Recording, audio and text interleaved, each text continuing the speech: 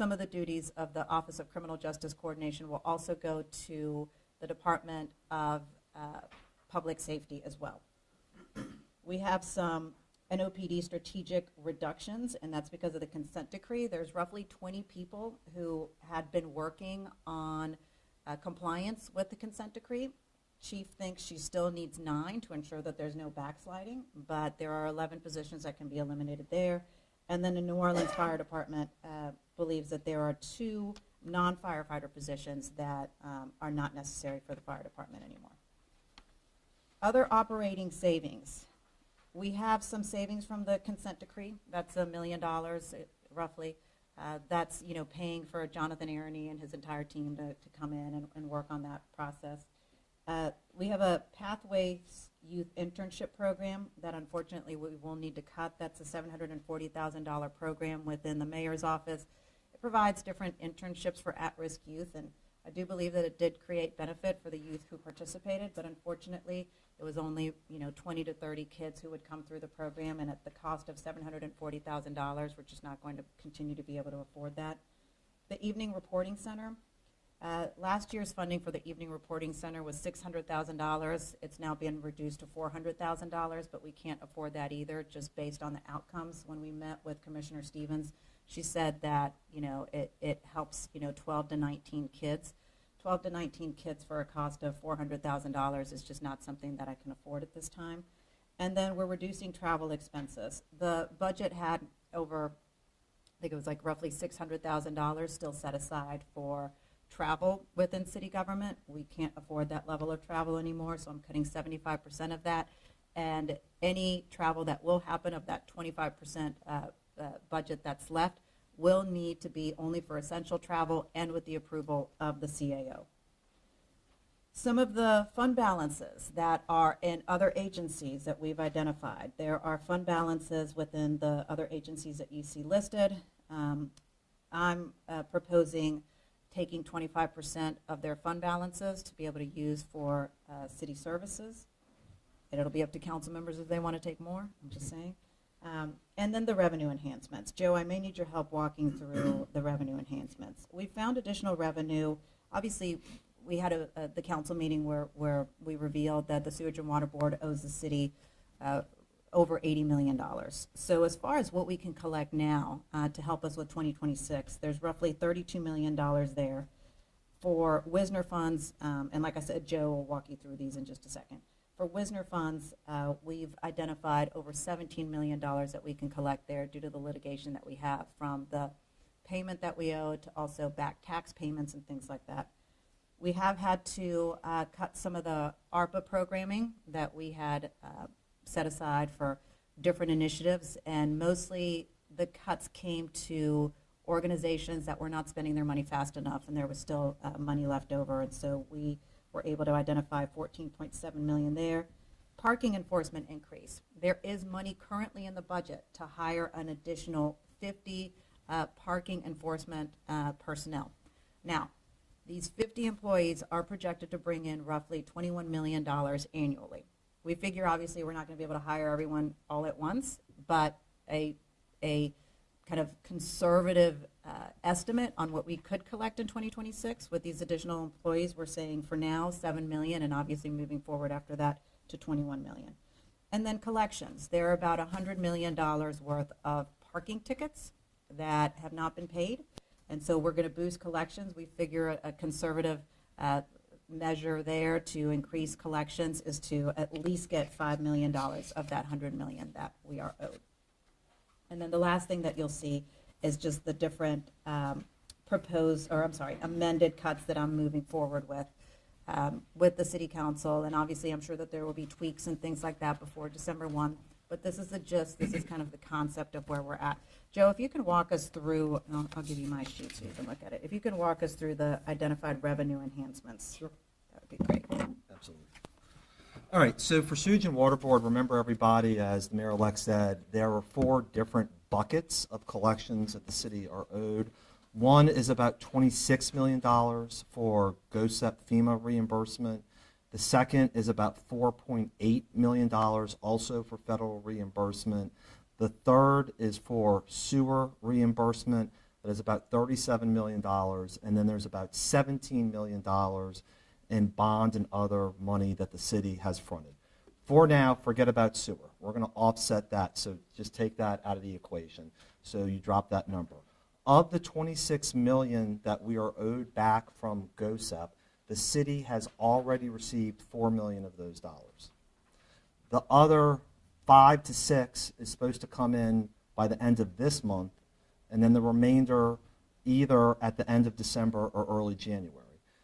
I know we're working on an ordinance. I think Councilmember Morel is going to file, so that money cannot be spent for any purpose other than the 2026 budget.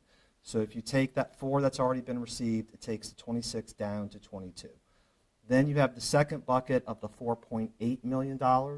That takes you to about $27 million.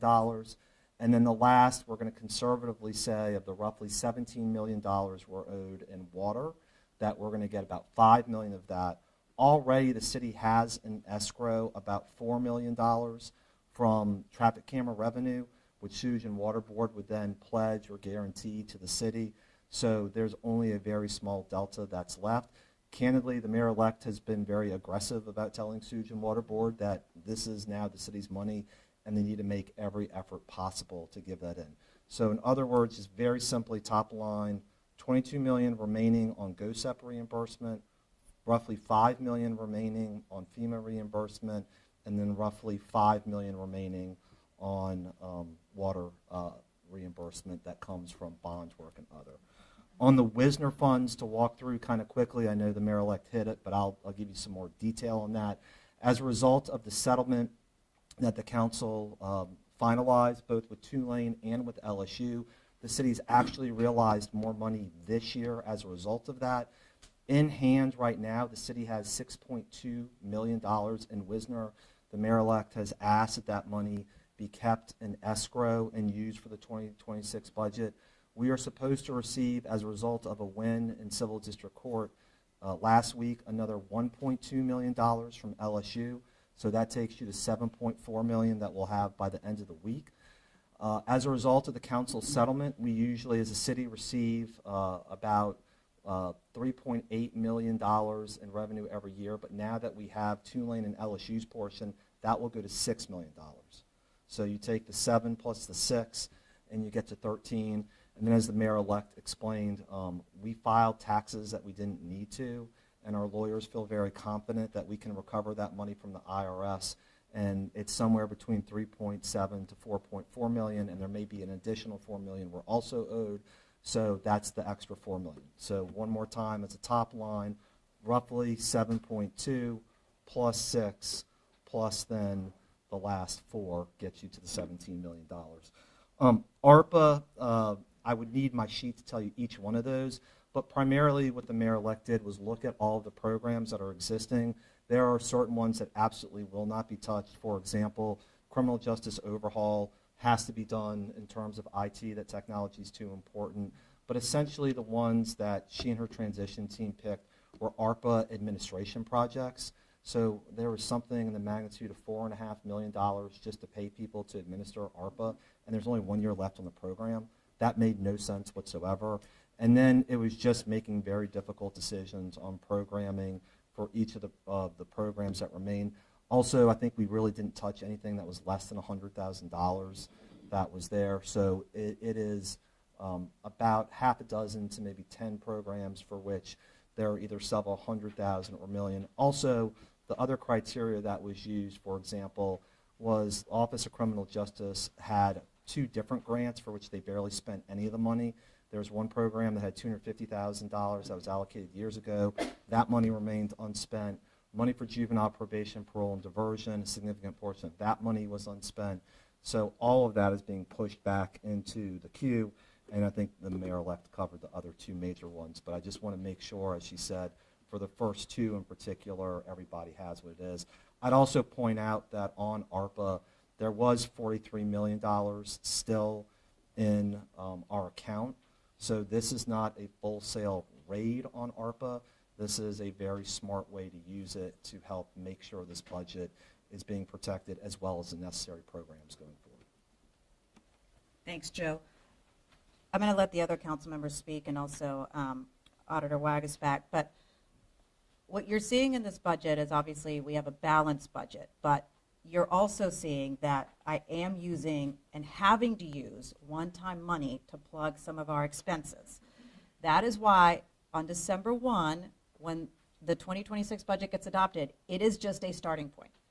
Throughout the year, and I'm even working on it now, is we are working on revenue enhancements. So right now, for example, I'm having NOBC work to identify for me the top 30 properties that the city of New Orleans owns that we are currently not using, or maybe even some of the leases of current buildings that we do have and are in use, on where the math can help us. So whether I'm unloading some properties, whether I'm renegotiating leases, whether I'm moving forward with long-term leases of properties, they're working on all of that right now. They have it within their budget to do this level of analysis. I've also had them start making direct contact with some of the different property owners of different properties that we are leasing to start seeing what potentially can be dealt with. I'm also, through the transition team, doing a whole review of our current contractors and vendors to see what exactly we need to keep, what contracts we may need to cancel, where we potentially could be paying too much. And then there are other revenue enhancements that we have to take serious consideration in, and that includes sanitation fees. Sanitation fees have not been touched since 2011, and we're to the point where we absolutely need to figure out a path for an increased sanitation fee. But we are also very aware that the people of the city will want something on top of what they're getting if there will be an increase in the sanitation fee. So we're working through that now and what those potential options could be. So all things are on the table, including going to the state legislature with a very strategic list of different instruments to think out of the box on how we can generate more revenue here in the city of New Orleans, whether we're taking a look at STR taxes or whether we're taking a look at online gaming and what additional monies we can generate from online gaming. I'm looking at everything, all options. And then at the same time, continue to create different efficiencies through government. So this right here is really a starting point, but the work will have to be continuous. And I'm going to have Mike speak in just a second, and I know that he has said that it could potentially take us 3 to 4 years to get out of this. I will work with such urgency and such tenacity to hopefully prove the auditor wrong, that we can get out of this way faster than that. And my main goal is to get us out of furloughs as quickly as possible, because we do need our people working 5 days a week, making sure that they are there. And so that is going to be one of my top priorities as we bring in more revenue to try to get us out of furloughs as quickly as possible. Leslie or JP, do you want to make some comments? Yeah, thank you. Okay. And then we'll have Mike come up when y'all are done. Yeah, I want to thank the mayor-elect for dealing with this issue with Joe, with Leslie, with such urgency. Obviously, it has been a whirlwind 2 months of us trying to kind of put the toothpaste back in the tube, but I am heartened by the fact that we have gotten to this point, and I'm heartened by the fact that working with all of my colleagues, we're able to get the legislature on board with helping us get the RAND money to get to this point. I do want to highlight 2 things. The first is, based upon our conversations at Bond Commission, based on working with our state leaders and our local government, we are going to move the charter amendment that deals with the balanced budgeting. That'll be moving sooner rather than later. So we're looking at a May date, potentially, a May or a June date. Obviously, when the legislature moved the dates based upon the party primaries, that has created some uncertainty, but we're going to move that charter amendment sooner rather than later, because as we're looking to restructure the budget, we're also looking to have assurances both to the state and to the citizens of the city that we will never come back here again. That if we are balanced budgeting every year, we will not walk into any given year with 10, 20, 30, $160 million deficits. So that's something that we are going to move expeditiously on. The second issue is, I want everyone to be aware, the fact that this mayor-elect, this council, has figured out a way to kind of, with bubble gum and tape, to get the budget going next year. The goal is to work together to have revenue generating measures that we can actually build a more solid budget. And if we are successful both locally and at the state level generating revenue, then we can facilitate as quickly as possible getting away from one-time money. And obviously, a use for one-time money, as the mayor-elect said, particularly when you're talking about selling buildings and property we don't need, is that you can use that one-time money to rebuild the fund balance, because the fund balance is the rainy day fund, essentially. So there's a path forward. It's been articulated. I'm excited to be part of a team that's moving the city forward, and that's all I've got. Leslie? As JP said, I want to thank the mayor-elect, Councilmember Jeruso, for diving deep into this budget and making sure that we are not wholesale cutting 30% across the board, but actually taking surgical steps to make sure that the citizens continue to receive critical services and things that we need. We're not cutting NORD. We're not cutting aging. So, I think that this has really been a good effort by this mayor-elect to make sure that city services are preserved. I look forward to working with you in the future as the new budget chair and Councilmember Jeruso and the legislative auditor. Thank you. It's this is a great start. This has been a collaborative effort. Mayor-elect and her transition team have really come up with a very realistic budget. It's going to be a work in progress. And as I recommended to her yesterday, we can't look at this quarterly. We really need to look at this monthly. Every business, every entity should have a month to actual compared to actual expend to budgeted spend, and make the adjustments along the way. We have to amend this budget going forward. I mean, it's a law. You have to amend your budget when you have 5% variances of revenue and expenditures. So, it really has been followed in the past. The next step is going to be government efficiencies. We've started on a project at the state level. It's been a year. We'll probably issue a report at year end. Things such as looking at the fleet. Do we have any fleet? Do we have too many take-home cars? When you have an exorbitant fleet, you've got higher insurance, higher gas, higher risk. So there's little things that you can do to create efficiencies so that we can put the dollars to work in the people's hands and provide the services needed. So we're here to partner with the city and the new mayor, and we look forward to this collaborative effort.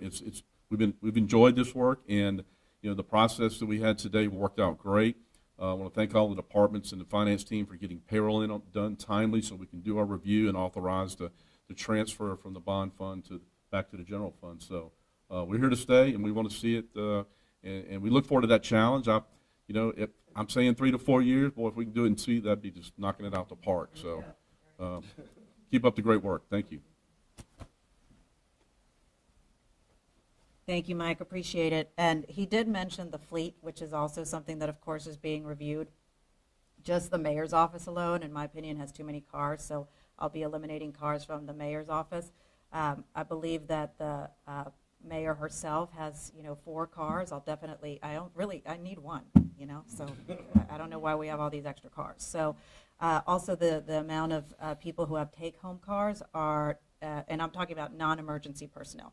I get it on emergency personnel who have take-home cars, but there are a lot of people with take-home cars that are not emergency personnel that really needs to be reviewed and looked at. And then at the same time, just aside from take-home cars, the amount of pool cars that we have is unbelievable. And we have cars that go all the way back to like 2002, 2003, 2004. What are we doing with those cars? And I get it, probably nobody wants to buy them, but I'll sell them for scrap at this point. So a lot of that has to happen, and a big review on our fleet as well has to happen. We are looking for every dollar and cent and every way to create efficiencies. All right, so with that, any questions? Todd, are you going to field the question? Yeah. Hey, Ben. What does the Sewage and Water Board agree to? The Sewage and Water Board has agreed to the $32 million. The full 32? Mm-hmm. And on the Wisner, there's $4.5 million. Joe, why don't you come on up on Wisner? Covered from He's the taxes. Wisner guy, sorry. On taxes, Yeah. What is the process for actually recouping that? they've got to go file a return with the IRS and get that back. Yeah, we paid those taxes under protest, because when the heirs said that we had to pay taxes, our counsel on the record said, we're a city entity, we don't pay taxes, and the heirs insisted that we pay taxes that we didn't have to pay. Mayor, like something that you said is about the cuts within the mayor's office. Have they been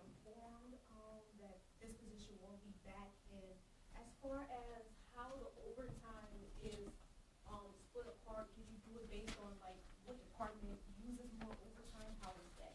Yeah.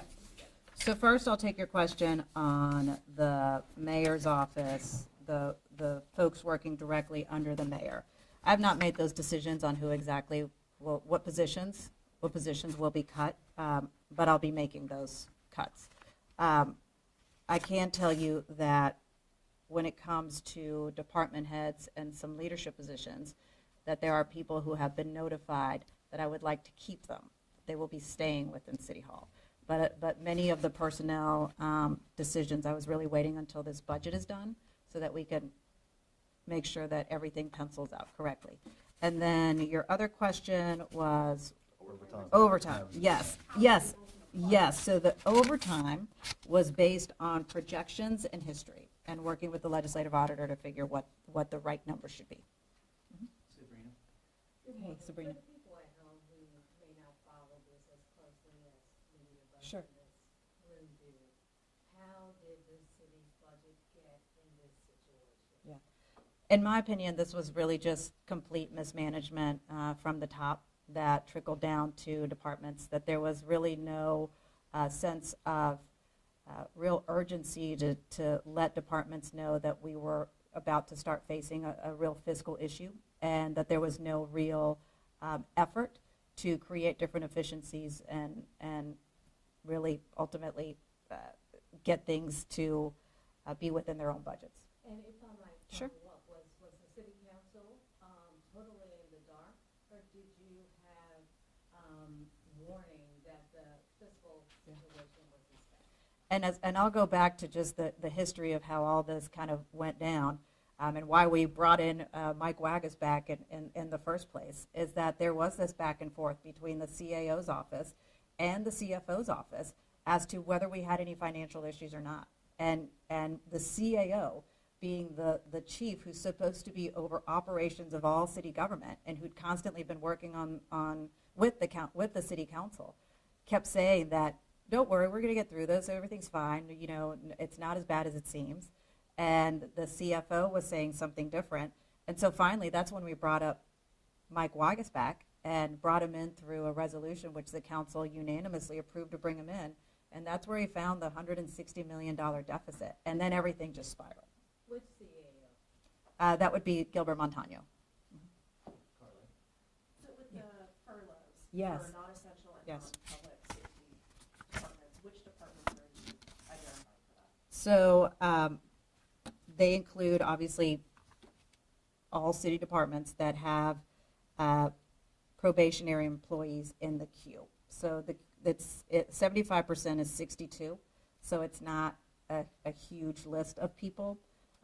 But we, once again, have not made the determination as to who's going to be laid off. When I announce my leadership team on the 2nd, they will be meeting with all the different department heads who have employees in this probationary pool, and they'll make the decision together as to who potentially will be laid off. And so the furloughs is right under it, and not the. Oh, I'm sorry. You were talking about the furloughs. My bad. Probationaries get to. Yes, sorry about that. So you're talking about the furloughs. So this really includes, obviously, I'm going to ask JP to furlough the city The council's council. got to file a separate motion, but we're also going to participate in the furloughs. And that includes, Council all the way down. yeah. and departments. And that includes also the mayor's office, including the mayor, the CAO's office, pretty much anything that isn't public safety, or you are, you know, and we may have some furloughs within, like, let's say Department of Public Works, but they would be like a grant administrator or something like that, not someone actually who's out there helping with like street repairs or fixing lights or things like that. So essential employee, you're not going to be furloughed. I'm also not doing furloughs on the city attorney's office due to the fact that the city attorney's office currently is so backed up on a lot of CEAs and legal work and things like that.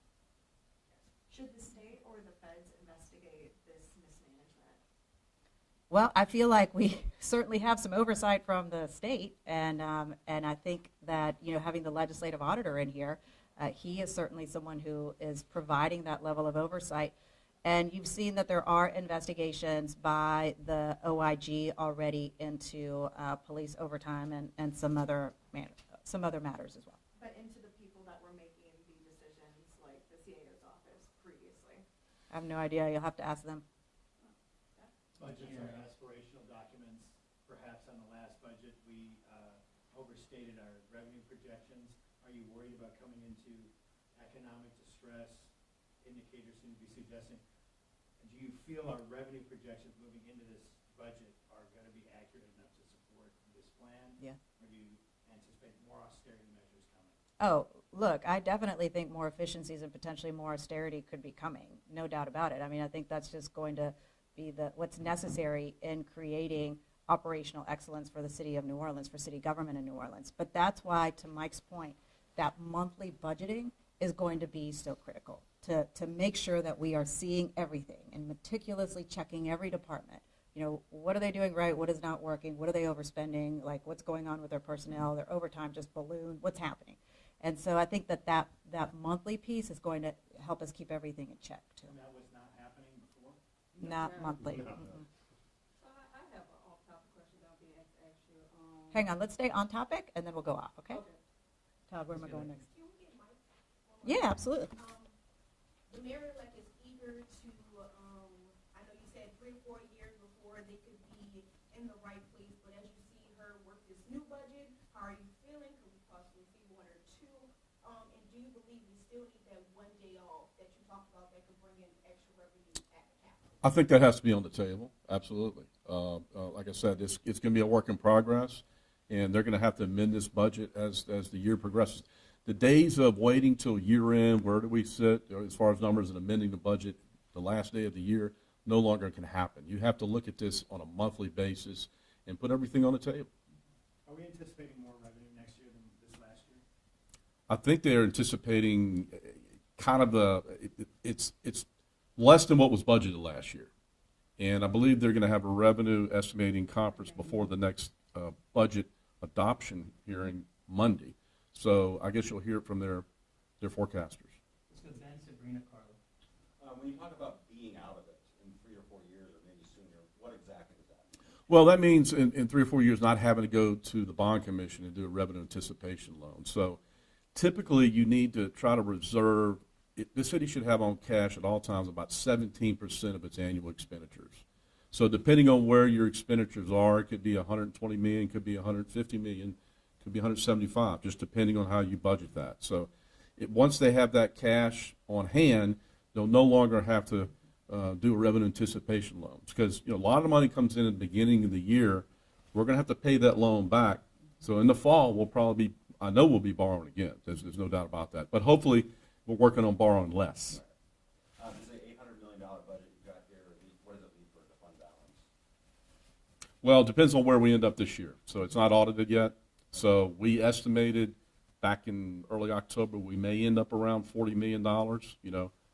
Could be more, could be less. But with some revenue enhancements that are coming in, some things that they found, we just don't know yet. So we'll have a better idea probably in January when they begin to close the books. But does the Moreno incoming administration transition budget have $800 million in expenses?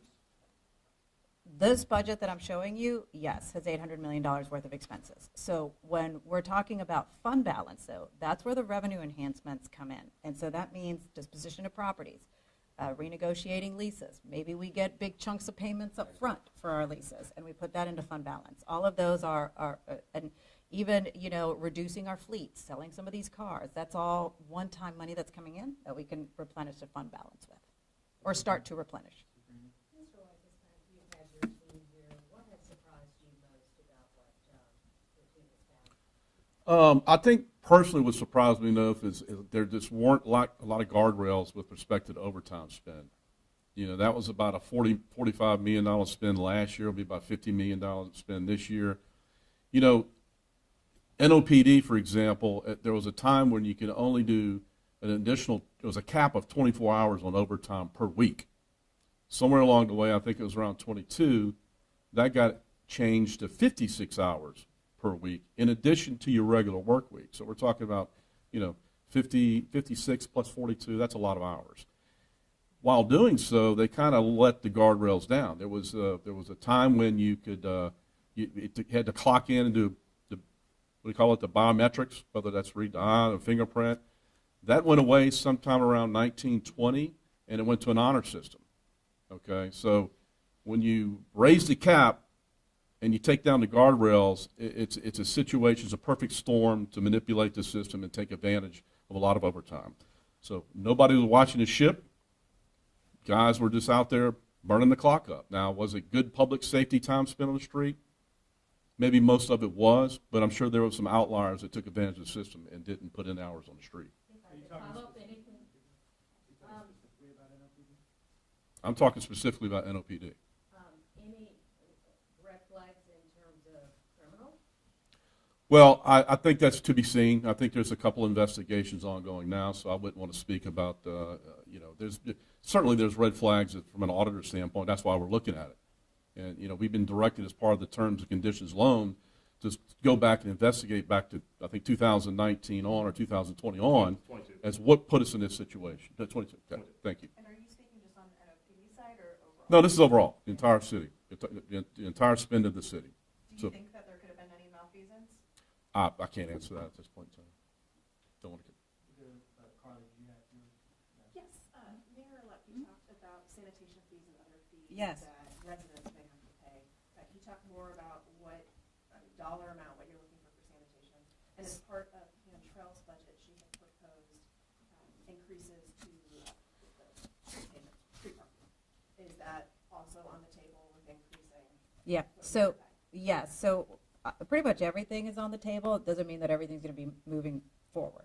The sanitation fee could bring in anywhere from $12 to $19 million, depending on how we do it. And obviously, that would have to be in coordination with Matt Torrey.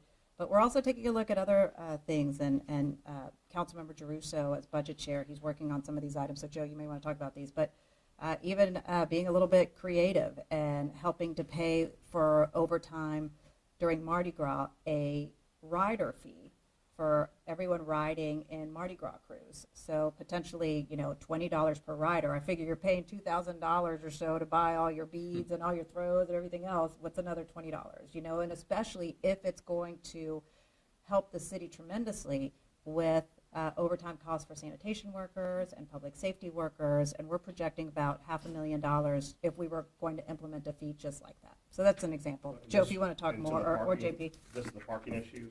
There's already an ordinance introduced to double the time period you can park. So rather than doing an increase on the actual per hour parking, it will allow people to prepay for 4 hours versus 2, which will, in a way, give people parking a benefit without necessarily increasing the cost of the city. We'll see that funding on the front end because, as you know, most people maximize their parking when they park. When you have 48 days left in office, you get the short straw when it comes to generating revenue. So what I'll probably do is file 5 or 6 different ordinances with different levels of payment that goes up, and we're going to get feedback from the public. And I think during these last 6 weeks, we're going to ask for a lot of things. So as the mayor-elect said, one of the things we may propose is sticking at once a week, except during the summer. How many times have we heard it stinks? This is too loud. It's too much. This is not how we do things. Well, okay, we'll make an exception for the summer. So you can expect probably somewhere around half a dozen that range at the very low end, just trying to make up the money that we've been missing. And as the mayor-elect said, we have not raised the fee since 2011. Right now, the city is eating $30 million a year. We are leaving $30 million a year on the table by not raising this fee one iota. And if you add 23, 24, and 25, the city has lost out on $86 million. We cannot continue to do that.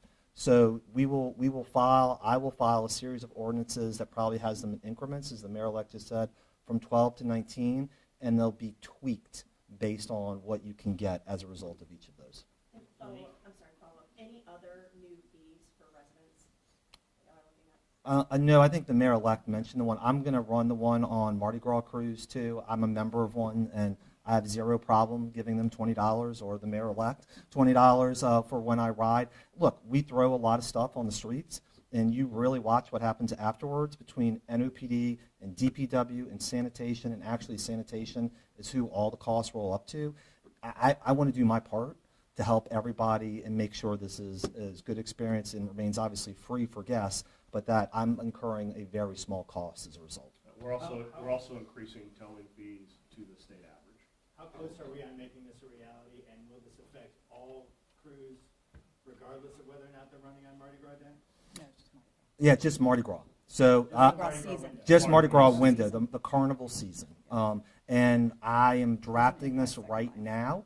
So remember, we're averaging what, guys? 4 council meetings a week. So you will see it filed at some point relatively soon and enacted in time for Mardi Gras season this year, 2026. Do you have like a detail of the ARPA programs that are going to be kind of pulled back? I'm curious about Yep. the Thrive. and the Opportunity Pass. Those are two I'm Yeah, curious about. Thrive, I believe, did that receive any cut? No. So Thrive stayed whole. Opportunity Pass did receive a cut. I can't remember exactly what it was, and I can send you all the list. Did receive a cut due to the fact that they were not spending a lot of their money. And so I think they'd only spend a couple $100,000 or so in a year, and they have $2 million. So they had a lot of money still left over. I'm going to take just a couple more questions, and then the off-topic and be done. These three there, first in the back, and then we'll call it. Okay. Councilwoman Harris, I have a question for you. Sure. Not to put you on the camera here, but we saw this budget, period where it was a lot of back and forth from Councilman Caruso, the finance department, CEO, about emails. How important is it for you to make sure that the next CEO and you, as well as the finance department, are in line and it's not, you saw this email, Yeah. oh, I never got it. How important is it for you to make sure, like, coming in, you sit right next to me, so you guys Right. talk, you know, like, what goes on, but just talking about that to make sure next time I'm not careless. Yeah, no. Look, I think that we all have a good relationship. We've worked together well for the past 4 years. I'm excited about this new administration, working with Council Member Moreno, Mayor-elect, Council Member Giarrusso, whoever's incoming. I've always been very collaborative, and so I think especially now that we are both working together, I'm very excited about moving forward and making sure that, again, we're preserving essential city services, preserving things that we need to preserve while making strategic cuts. Cassie's final question. Thank you. As a council, do you guys think that you guys, or do you feel that you guys were misled by the former CIO? Hold on, wait. Okay. To be honest, I mean, because in the moment when we were having these very robust and contentious council meetings at the top of the year, there was a tremendous amount of misinformation and dysfunction at the top of the Cantrell administration. And as Joe said, you saw a visceral debate in front of us, in front of all of you, between the CAO and CFO of the state of the city. And what I would say is two things. One, I felt like we were misled by both departments. There obviously came out all the emails you saw where we got one version, not the original version, and so on and so forth. There was this effort by both parties to try and advocate their positions, and the council could not get a straight answer. And the challenge is, did the CAO mislead us? Absolutely. We were told repeatedly that overtime will be curved. We were told repeatedly that the budget would be adjusted.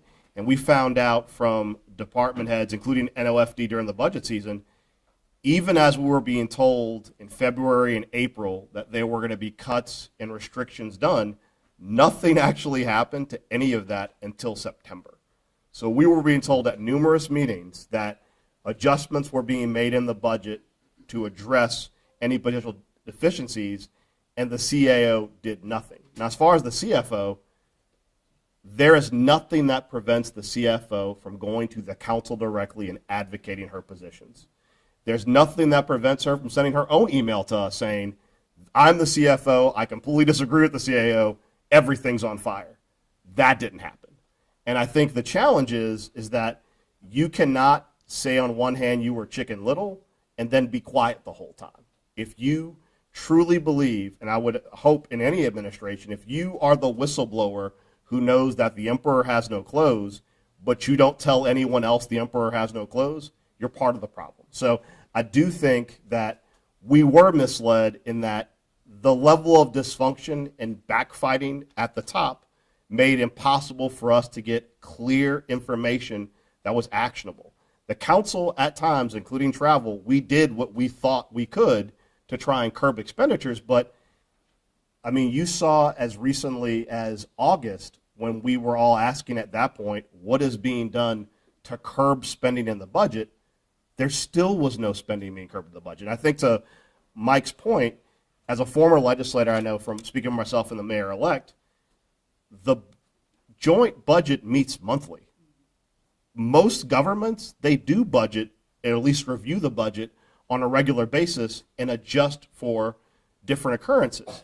And if we, as a city, had a mayor that at least met the quarterly budgeting requirements and produced full budgets with actuarials, I mean, I think anyone would have seen this coming. The reality is we didn't get any of this information. And then the follow-up is, do you believe that this is incompetence or malfeasance?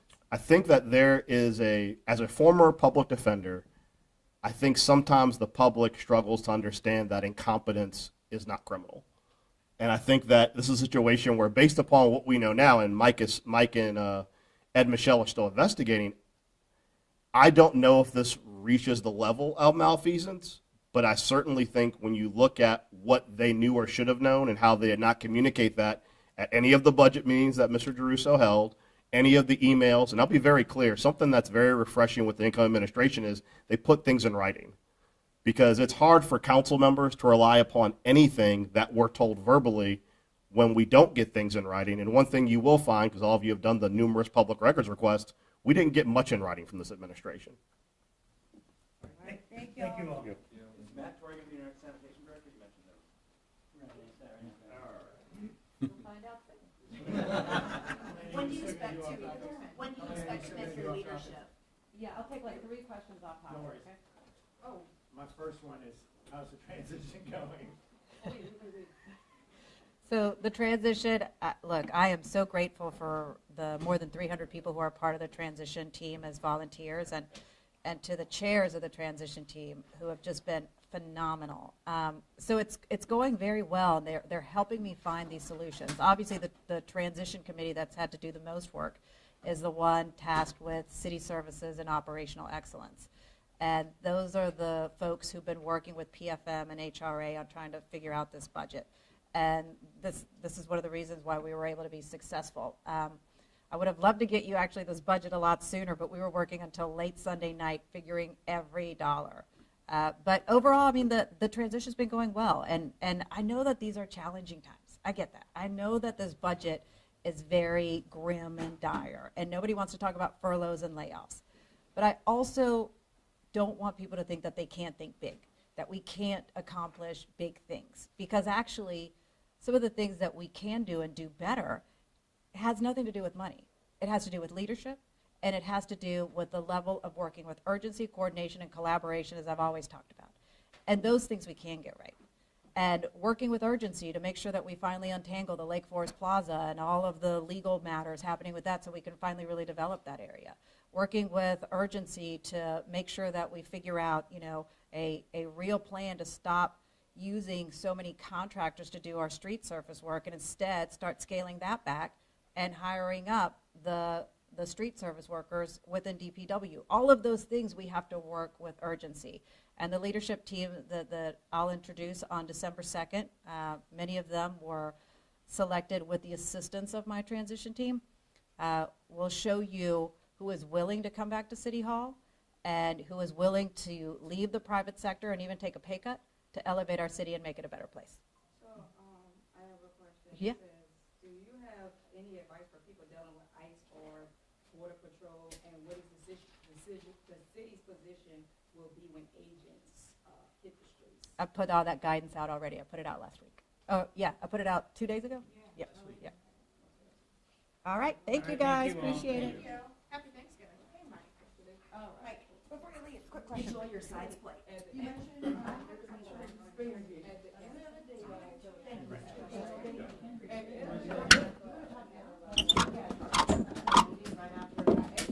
I know, I've been telling Todd, you're at your convenience. Thank you, Todd. Yeah, because that's what they want us to get some reports.